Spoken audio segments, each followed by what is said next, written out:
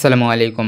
আশা করি আপনারা সকলে আল্লাহ তাআলার রহমতে অনেক ভালো আছেন। বাহরাইনের রোদে ঘামে দিনমজুরি টাকা পাঠিয়ে যে বাবা চেয়েছিলেন মেয়ের মুখে হাসি ফোটাতে, আজ তাকেই ফিরতে হলো নিজের ৯ বছরের মেয়ের লাশ দেখতে দেখতে। তার নাম ময়না, বয়স মাত্র ৯ বছর। ৩ দিন আগেও বলছিল, আব্বু আমার জন্য জামা আনবেন তো? কিন্তু ৬ জুলাই একটি ফোন কলেই বদলে গেল সেই জীবনের গল্প। প্রবাস থেকে ছুটে এলেন আব্দুর রাজ্জাক। বাড়ির উঠানে গিয়ে চিৎকার করে বললেন, ময়না রে, কে নিয়ে গেলা আমার ময়না রে? এটা শুধু একজন বাবার কান্না নয়, এটা ছিল পুরো সমাজের কান্না। ব্রাহ্মণবাড়িয়ার সরাইল উপজেলার শাহবাজপুর ইউনিয়নের ছন্দমিয়াপাড়া এই গ্রামের যে ময়না থাকতো, সে ছিল এক প্রবাসীর পরিশ্রমের স্বপ্ন, কিন্তু সেই স্বপ্নকে ধর্ষণ করে হত্যা করা হয়েছে।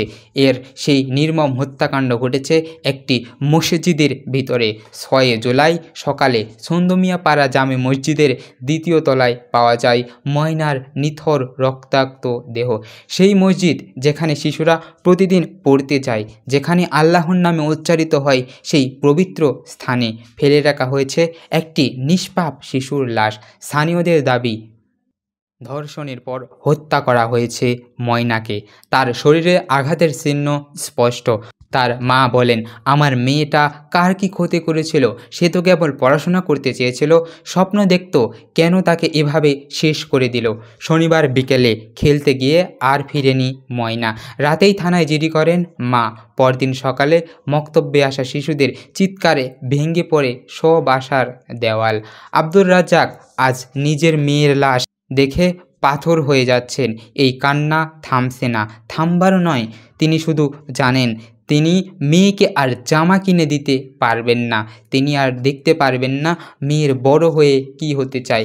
এখন তার চাওয়া একটাই, ন্যায় বিচার। সরাইল থানার ওসি মোর্শেদুল আলম চৌধুরী জানিয়েছেন, তদন্ত চলছে, 2 জনকে জিজ্ঞাসাবাদের জন্য নেওয়াও হয়েছে। পিবিআই তদন্তে কাজ চলছে।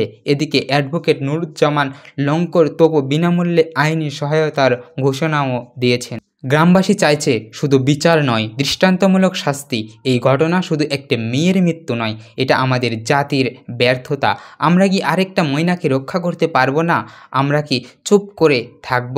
প্রশাসন, সরকার, সমাজ, এই প্রশ্নের উত্তর আজই দিতে হবে।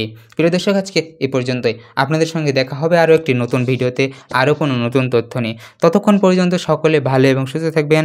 আজকে এখানেই বিদায় নিচ্ছি।